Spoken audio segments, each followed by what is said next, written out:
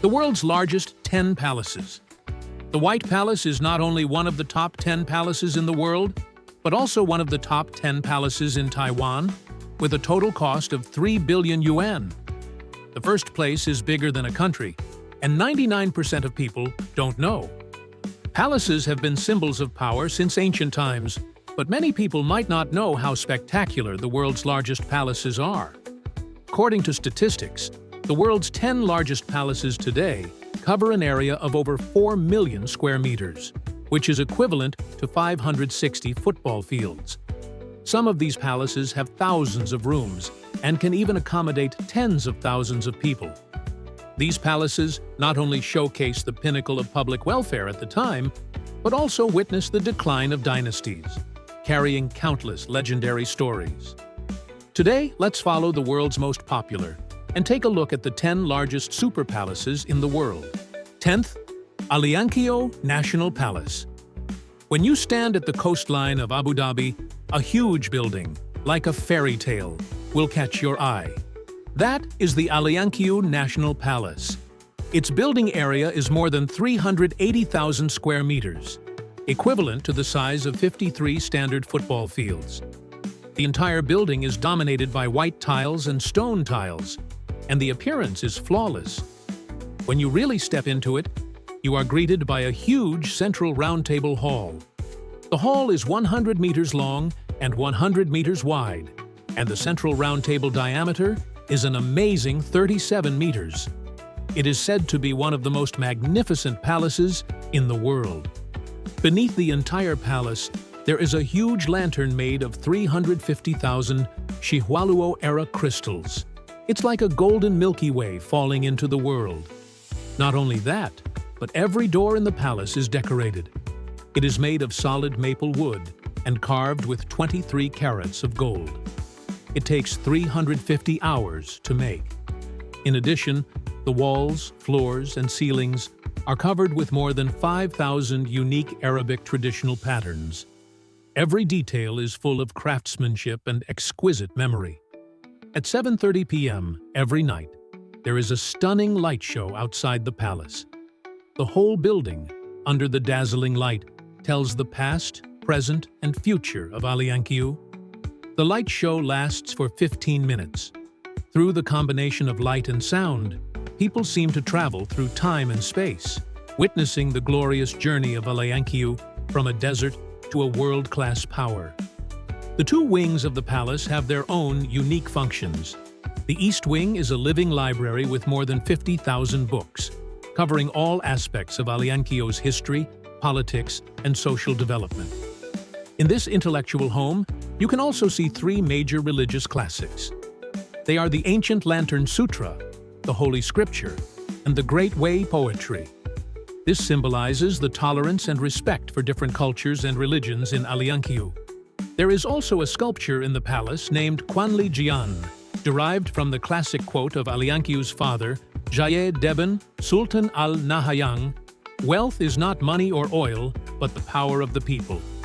This sentence still deeply influences the development philosophy of Alianqiu.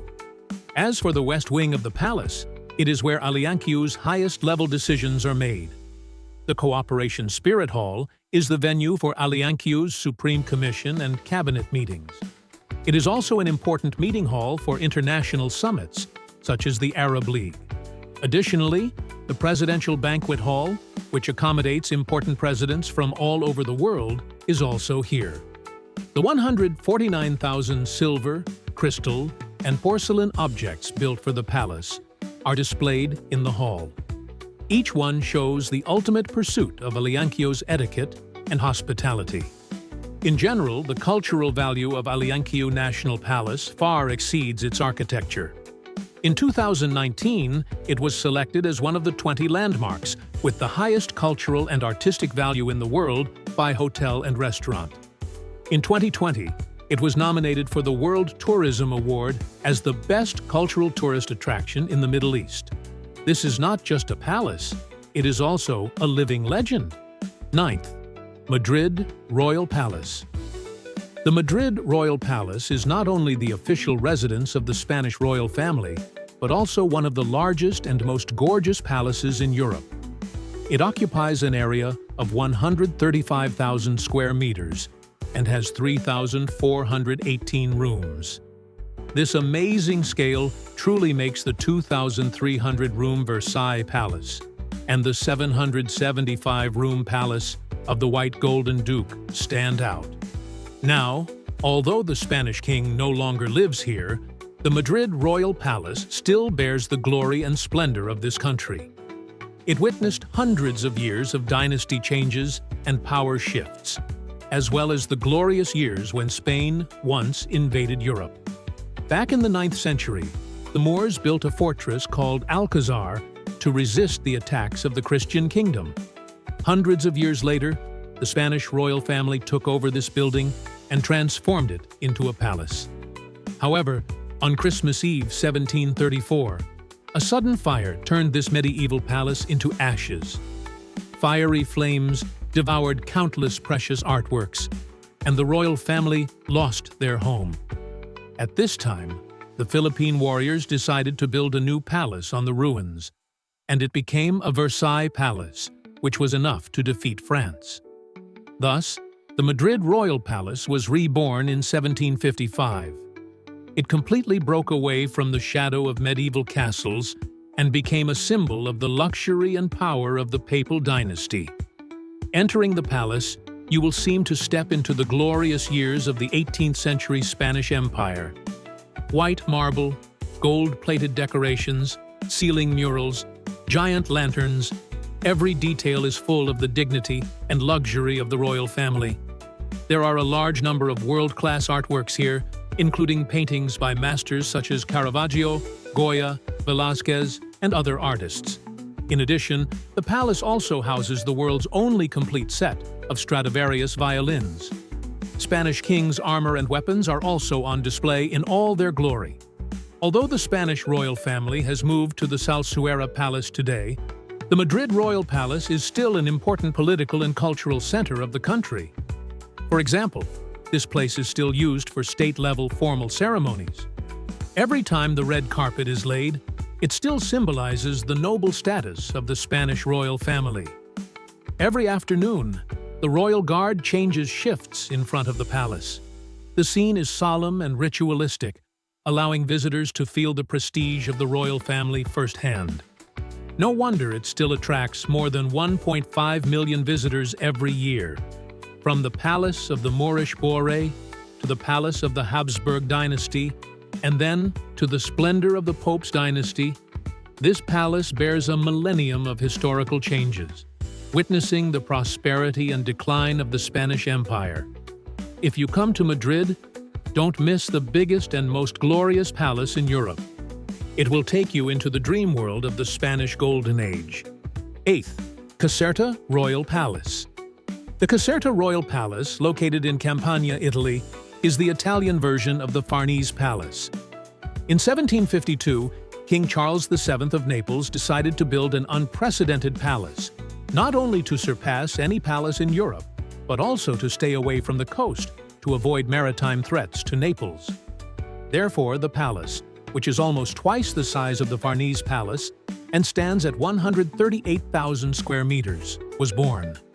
There are more than 1,200 rooms in the palace, 1,026 closets, 34 grand staircases, and 1,742 windows, allowing the sun to shine throughout the palace. The interior space is more than 2 million square meters, and it remains one of the largest palaces in the world. The most amazing thing is that the Caserta Palace is not an isolated building. It is connected to the Royal Garden, which spans 120 square meters. The garden is full of fountains, waterfalls, and symmetrical green areas. The whole palace is like a huge stage in the Baroque era. For example, the 3.3-kilometer-long waterway connects the entire garden, with a 78-meter-high spectacular waterfall at its focus, symbolizing the unwavering power of the king. Interestingly, although Charles VII paid great attention to this palace, fate played a joke on him. In 1759, he accidentally became the King of Spain and was forced to leave Naples. He never lived in the palace he dreamed of, but the construction of the palace continued. It was just that when his son, Ferdinand IV, ascended to the throne, due to economic and time constraints, the avant-garde building that was originally planned was eventually abandoned. Even so, it is still one of the most magnificent palaces in Europe. It has influenced the style of countless palace buildings in later generations. It is worth mentioning that the Caserta Palace is not only the pinnacle of Baroque architecture, but also a witness to the struggle between war and power. During World War II, it became the headquarters of the Allied forces and witnessed the surrender of the German army in Italy in 1945, becoming one of the important landmarks signaling the end of World War II. In 1997, the Caserta Royal Palace was listed as a World Heritage Site by UNESCO, officially becoming a world-famous historical treasure. You may not know it, but the glory of the Caserta Palace is not only in history, it also frequently appears on the big screen. For instance, in the movie Angels and Demons, the scene featuring Ferdinand was actually filmed in the Caserta Palace, though not in Ferdinand's actual palace.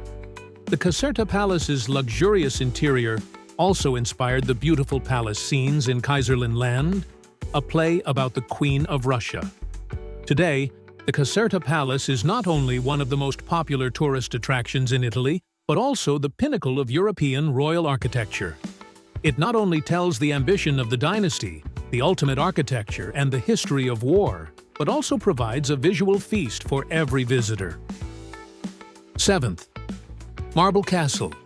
If you step on the land of Poland, walking north along the Vistula River, you will see the largest castle in the world. A castle that has witnessed countless wars. The city of knights with a grand history. Marble Castle. This Gothic-style castle is not only the pinnacle of European medieval architecture, but also a symbol of the power of the Tartars. After the 1274 crusade, the forces of the Tartars extended to the coast of Poland. They decided to build an unprecedented military fortress here to consolidate their control over the Polish region. So, they named this castle after Saint Maria, symbolizing the Tartars' loyalty to their faith and their ambition. Later, with the growth of the Tartars' forces, this castle was constantly expanded. Eventually, in 1406, it developed into the scale we see today, with a vast upper city, the large city walls of the central and lower cities, and an area of 21 square meters, which is 4 times larger than the enclosed area of the British Windsor Castle. But in 1410, Marble Castle faced its most severe test in history. That year, the Polish-Lithuanian Allied forces defeated the Tartars in the Battle of Grunwald. They advanced all the way to Marble Castle. The knights fought to the death, and although the castle was successfully guarded, the glory of the knights ended. In 1457, after a 13-year war, the knights were unable to maintain the defense of the castle. Their mercenaries, in exchange for military power, ultimately sold the castle to the King of Poland, Casimir IV. From then on, the Marble Castle became the territory of the Polish royal family. Until 1772, when Poland was divided, the castle fell into the hands of Prussia. Under Prussian rule, Marble Castle gradually lost its glory and became a forgotten fortress. In the early 19th century, the castle was severely damaged and many buildings were demolished.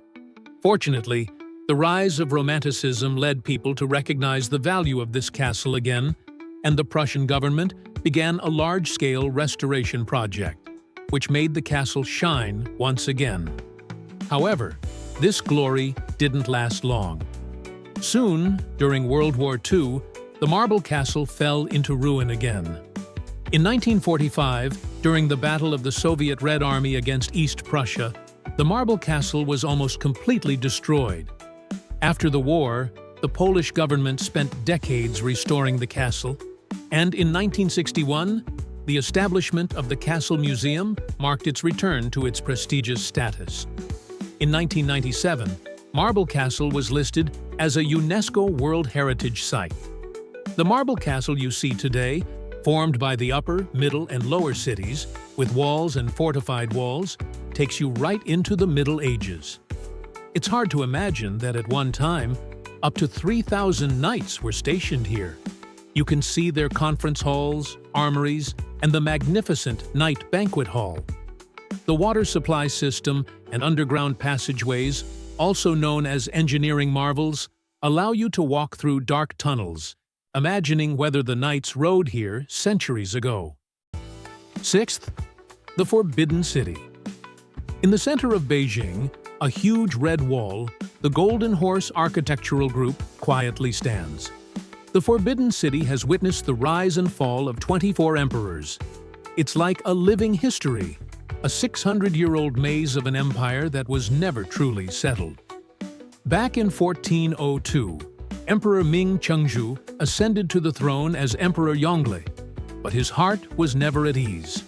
After all, his throne was taken from his nephew, Emperor Jianwen, in Nanjing, the old capital, which carried too many shadows of the previous dynasty. So, he decided to move the capital north to Beijing and build his own palace, the Forbidden City. In 1406, construction officially began, using more than 1 million craftsmen and workers. They gathered the most precious building materials, such as southern wood from Sichuan for the main beams, Hanbaiyu wood from Fangshan in Beijing, sculpted into the shape of a dragon as a symbol of the royal family, and golden bricks from Suzhou, which were polished with glutinous rice and egg whites to ensure their smoothness. 14 years later, in 1420, the Forbidden City was completed. This new palace, more ambitious than Emperor Judi's original plans, spans 72 square meters, is 961 meters long, and 753 meters wide, with a total of 8,886 rooms. The entire city, according to ancient Chinese cosmology, extends along a central axis, forming a perfect symmetrical structure, symbolizing the royal family's order and the harmony between heaven and earth. Beneath the golden and brilliant palace walls lies not just an emperor's domain, but a stage for countless power struggles. The stage of murder, conspiracy, love, and hatred. The story of Emperor Yongzheng ascending to the throne from his 14th son through the 4th son changed the history of the entire Qing dynasty. What happened in the Forbidden City remains a mystery to this day. The Forbidden City also holds many legends about the mysterious disappearances of palace maids, especially in the Cold Palace, and eunuchs patrolling late at night. There are even stories of palace maids who angered the queen and were locked up alive, never to be seen again. In 1912, with the retreat of the Qing emperor, the imperial era of the Forbidden City came to an end. But even so, the last emperor, Puyi, lived in the palace for 12 years until 1924, when he was driven out by military law. The Forbidden City then became a real history. In 2018, the market value of the Forbidden City was estimated to be $70 billion. It has since changed, becoming the most valuable palace in the world. In 2024, the Palace Museum receives more than 17 million visitors a year, making it the most popular museum in the world. Today, when you walk through the red walls and golden tiles, can you imagine the emperor writing a will here that would decide the fate of the world? From the palace of the emperor to the heritage of world culture, the Forbidden City carries countless legends, conspiracies, history, and culture. The Forbidden City may never truly sink into oblivion,